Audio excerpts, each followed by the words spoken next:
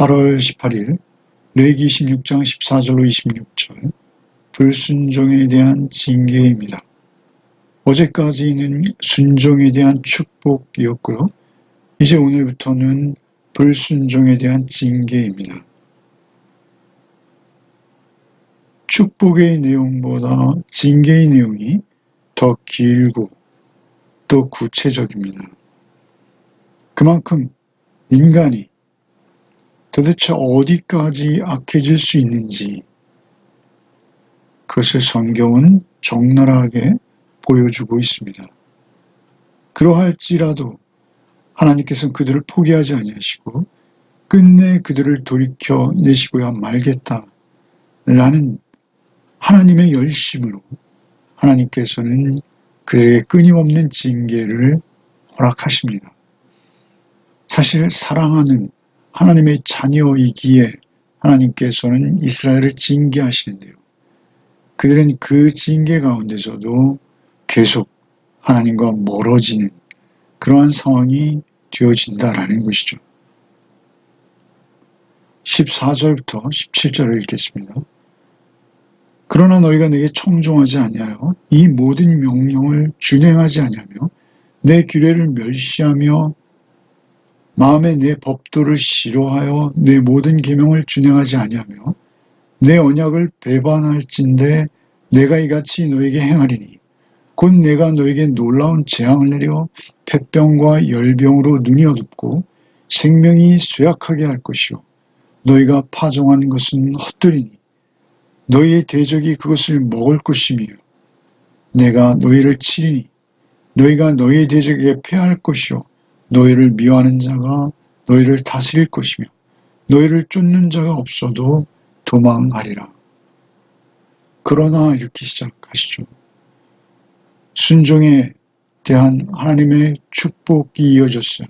그러나 만약 순종하지 아니하고 그 반대의 상황이 된다면 너희가 내게 청종하지 아니하며 모든 명령을 준행하지 아니하며 너희가 내게 청종하지 아니하며 이렇게 시작하시죠. 청종한다는 게 듣는다는 것이죠.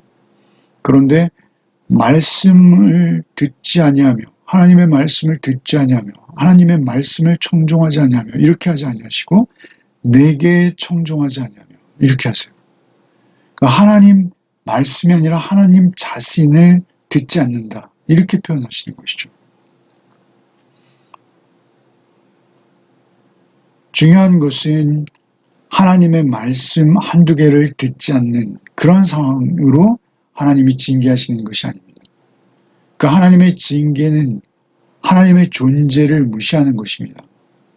내게 청종하지 아니하며 내 모든 명령을 준행하지 아니하며 결국 하나님 자신을 듣지 아니함으로 말미암아 그들은 하나님의 모든 계명, 하나님의 명령을 준행하지 않게 되어진다는 것이죠. 하나님을 듣지 않는 것입니다. 내 규례를 멸시한다. 15절에는 이렇게 말씀하시죠. 멸시한다. 규례를 멸시한다는 것은 단순히 규례만 멸시하는 것이 아니라 규례를 선포하시는 하나님까지 멸시한다. 이런 의미가 있는 것입니다. 하나님의 말씀 정하신 규례를 멸시한다라는 것은 하나님을 멸시하는 것이죠. 마음에 내 법도를 싫어하며 마음, 네페시입니다. 전 인격을 말하는 것이죠. 영혼으로도 번역되는 단어입니다. 너희 마음에 내 법도를 싫어한다는 것은 혐오한다는 것입니다. 이 단어의 히브리어 뉘앙스는 어떤 대상을 혐오하는데요. 마치 배설물처럼 싫어한다라는 것이죠. 내 법도를 싫어하여 내 모든 계명을 준수하지 아니하며 내 언약을 배반할진대. 결국 언약을 거스르는 자리까지 가는 것이죠. 청종하지 않고 준행하지 않고 멸시하던 그들이 이제 싫어하고 결국은 배반하게 된다라는 것이죠. 내가 이같이 너희에게 행하리니 곧 내가 놀라운 재앙을 내려 폐병과 열병으로 눈이 어둡고 생명이 쇠약할 것이요. 눈이 어둡다라는 것은 그들의 육체적인 눈만이 아니라 그들의 영적인 안목이 어두워지는 것이죠. 그래서 결국 하나님의 임재, 하나님의 존재 앞으로 그들이 나올 수 없는, 그래서 점점 더 멀어지는, 생명이 쇠약할 것이요. 하나님께서는 사실 그들의 생명을 살리기 위해서, 하나님께서는 그들이 하나님 안에 있을 때, 하나님과 함께 할 때 하나님의 임재의 축복을 누렸어요. 그럼에도 불구하고 그들이 그것을 당연히 여기기 쉽다라는 것입니다. 뿐만 아니라 그들이 그것을 당연히 여기는 차원을 넘어서 교만해져서 그것이 자기들의 성실함, 부지런함, 그것으로 착각한다는 것이죠. 어쨌든 그들이 교만해지고 하나님의 말씀을 듣지 않게 되어서 그 하나님께서 섭리적으로 그들에게 역사하셨던 그러한 하나님의 은혜가 사라질 때 그들의 삶이 어떻게 추락하는지를 일깨워주는 것입니다. 너희가 파종한 것은 헛되리니 너희의 대적이 그것을 먹을 것이며 너희를 치리니 너희가 너희 대적에 패할 것이요 너희를 미워하는 자가 너희를 다스릴 것이며 너희 중에 너희가 미워하는 자가 너희를 다스릴 것이며 너희는 쫓는 자가 없어도 도망하리라. 앞에서 이스라엘은 5이 100을 쫓고 100이 만을 쫓았습니다. 그런데 이제는 아주 지독한 저주 가운데 하나님이 계시지 않은 상태가 되자 그들이 죄책과 공포와 죽음에 대한 두려움으로 스스로 죽어가는 거예요. 너희를 미워하는 자가 너희를 다스릴 것이며 너희는 쫓는 자가 없어도 도망하리라. 그럼에도 불구하고 그들이 다시 하나님의 말씀을 그 징계 가운데서도 듣지 않을 때 18절과 20절까지 가뭄과 땅의 황폐를 선언하십니다. 18절부터 읽겠습니다. 또 만일 너희가 그렇게까지 되어도 내게 청종하지 아니하면 너희의 죄로 말미암아 내가 너희를 7배나 더 징벌하리라. 내가 너희의 세력으로 말미암아 교만을 꺾고 너희의 하늘을 철과 같게 하며 너희 땅을 놋과 같게 하리니 너희의 수고가 헛될지라 땅은 그 산물을 내지 아니하고 땅의 나무는 그 열매를 맺지 아니하리라. 이제 앞서 임했던 불순종에 대한 여러 가지 결과들, 이 결과들은 사실 그리 오래 지속되지 않는, 시간적으로는 짧은 오히려 징계였죠. 그런데 이제는 그들이 계속 그 징계에도 불구하고 하나님의 말씀에 귀 기울이지 아니할 때, 아니 하나님 자신을 청종하지 아니할 때 18절에도 이렇게 표현하시죠. 만일 너희가 그렇게까지 되어도 내게 청종하지 아니하면, 내게 청종하지 아니하면 하나님을 들어야 되는 것이죠. 하나님과 인격적인 교제가 그들에게 생명인 것이죠. 내게 청종하지 아니하면 너희 죄로 말미암아 내가 너희를 7배나 더리. 7배라는 것은 어떤 수학적 계산에 의한 정확한 7배 이런 의미가 아니라요. 하나님께서 7배 하실 때 이 7이라는 숫자는 완전수이고 충족수입니다. 그 하나님께서 완전한 징계를 내리시겠다라는 것이죠. 하나님이 내리시는 징계, 징벌을 너희가 받게 될 것이다. 19절에 내가 너희의 세력으로 말미암아 교만을 꺾고 너희의 하늘을 철과 같이 하며 철과 같게 하며 너희의 땅을 놋과 같게 하라. 하늘이 철과 같다라는 것은 철에 비가 물이 통과할 수 없어요. 그래서 비가 전혀 오지 않는다는 것이죠. 땅이 놋과 같이 땅에서 뭔가 솟아나야 되는 것이죠. 싹이 나야, 싹이 터야지 열매를 맺는 것이죠. 그런데 땅이 놋과 같은 거예요. 앞서 축복의 상황은 무엇이었습니까? 이른 비와 늦은 비, 때에 맞는 적절한 양의 비를 주시는 것이죠. 그런데 이제는 하나님께서 아주 그곳에 비를 끊으시는 것이죠. 너희의 수고가 헛될지라. 땅은 그 산물을 내지 아니하고 땅의 나무는 열매를 맺지 아니하리라. 하나님께서는 그들을 포기하지 않으십니다. 그들을 오직 돌이키고자 하시는 일념으로 그들에게 주시던 이른 비와 늦은 비 대신에 철과 같은 하늘과 놋과 같은 땅을 주시겠다는 것입니다. 달라지는 것이죠. 하나님이 계실 때와 하나님이 계시지 않을 때를 비교하는 것입니다. 이제 21절부터는 들짐승이죠.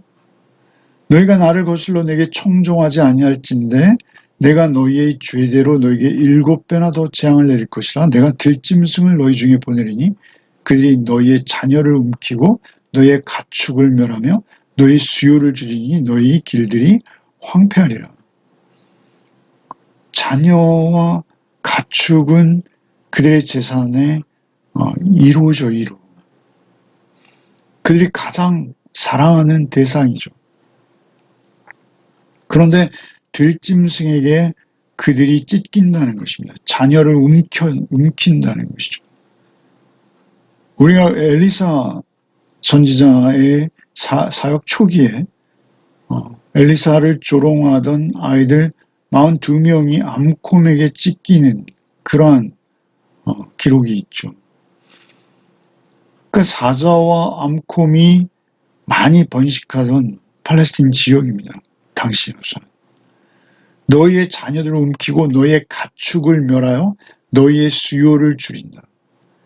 지금까지는 그들이 축복 가운데서는 그들이 번성했는데요. 이제는 그 수요가 절대 수요가 줄어버리는 것이죠. 자녀들이 드물어지는 것입니다. 가축들이 희귀해지는 것이죠. 가축을 멸하며 너희 수요를 줄인 너희 길들이 황폐하리라.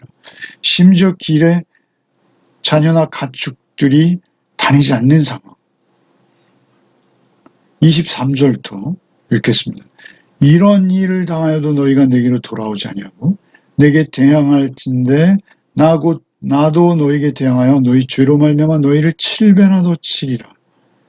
내가 칼을 너희에게로 가져다가 언약을 어긴 원수를 갚을 것이며 너희가 성읍에 모일지라도 너희 중에 연병을 보내고 너희를 대적의 손에 넘길 것이며 내가 너희가 의뢰하는 양식을 끊을 때에 10여인이 한 화덕에서 너희 떡을 구워 저울에 달아주리니 너희가 먹어도 배부르지 아니하리라. 14절에 내게 청종하지 아니한다. 18절에도 내게 청종하지 아니한다. 21절에도 내게 청종하지 아니할진대. 23절에는 청종이 아니라 내게로 돌아오지 아니하고 이렇게 표현이 바뀌었어요. 저주의 목록을 하나씩 말씀하실 때마다 내게 청종하지 아니하며 이었는데 이제 마지막 내게로 돌아오지 아니하며. 하나님께서 이 많은 재앙을 내리는 원인은 오직 하나입니다. 그것은 무엇입니까? 다시 하나님께로 돌아오게 하는 것입니다. 내게로 돌아오지 아니하며. 그들의 삶의 방향을 돌이키기 원하는 것이죠. 그런데 내게 계속 대항한다면 결국은 칼을 너에게 보내 전쟁을 말하는 것이죠. 연병을 보낸다는 전염병을 말하는 것이죠. 대적의 손에 넘기고 양식이 없어서 화덕 하나면 10명의 여인이 충분하다는 것이죠. 그래서 그 떡을 먹어도 그들이 결코 배부르지 않다라고 경고하시는 것이죠. 결국 하나님의 임재 가운데 누리던 축복이 그들이 하나님을 대항하며 하나님의 말씀을 떠날 때 얼마나 끔찍한 저주가 되어지는지를 설명하시죠. 결국 이스라엘의 역사는 이렇게 진행됩니다. 전쟁이 있고 그들이 결국 포로로 끌려가고 예수께서 오셨을 때는 돌 위에 돌 하나도 남지 아니하고 그들의 성전이 무너지고 이러한 일들을 당함에도 불구하고 그들이 끝내 돌이키지 않는 참으로 죄에 쩌들어 있는 그러한 모습을 보게 되는 것이죠. 죄로부터 돌이킬 수 없는 상태가 되어 있는 것입니다. 그때 예수께서 하나님의 아들 예수 그리스도를 보내신다라는 사실이죠. 우리의 죄가 얼마나 지독하고 돌이킬 수 없는 죄인지 하나님의 아들이 오셔야만 하는, 그래서 이 레위기에 등장하는 많은 제물들처럼 하나님의 아들 되신 예수께서 우리의 그 끈질기고 완악한 죄를 대속하시기 위해 십자가에 죽으셔야만 하는 그러한 인간의 근질긴 죄성, 찌들어 있는, 참으로 피해갈 수 없는 그 근원적인 죄성을 성경은 우리에게 보여주고 있는 것입니다. 결국 우리가 하나님 앞에 돌이키지 아니하면 하나님과의 모든 단절된 관계 속에서 얼마나 큰 저주 가운데 있는 것을 우리는 잊지 말아야 할 것입니다. 하나님께서 우리를 분명 그 아들 예수 그리스도로 구원하셨습니다. 그 사실이 맞다면 우리가 그 은혜를 잊지 않아야 할 것입니다. 오늘도 오직 그 은혜 안에 있어야 할 것입니다.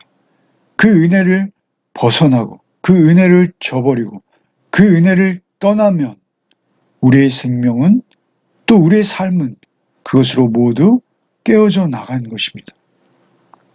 신약시대에 와서 이러한 축복과 저주가 정형화되고 계량화되어서 임하는 것은 아닙니다.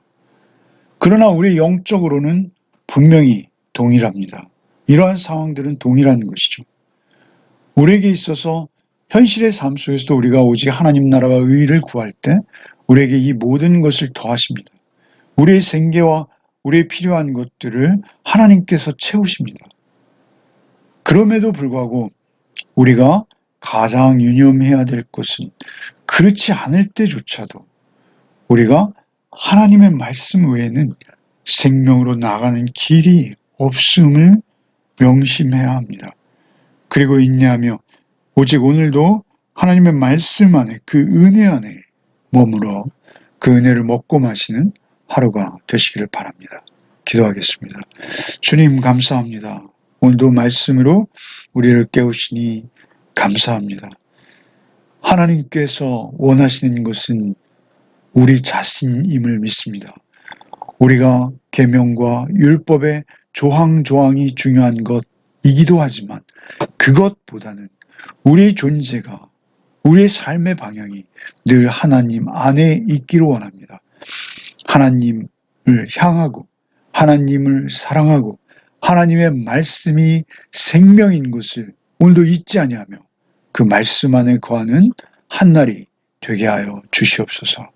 오직 주님만이 우리의 길이요 진리요 생명이요 그 말씀만이 우리의 삶인 것을 오늘도 잊지 않게 하여 주옵소서.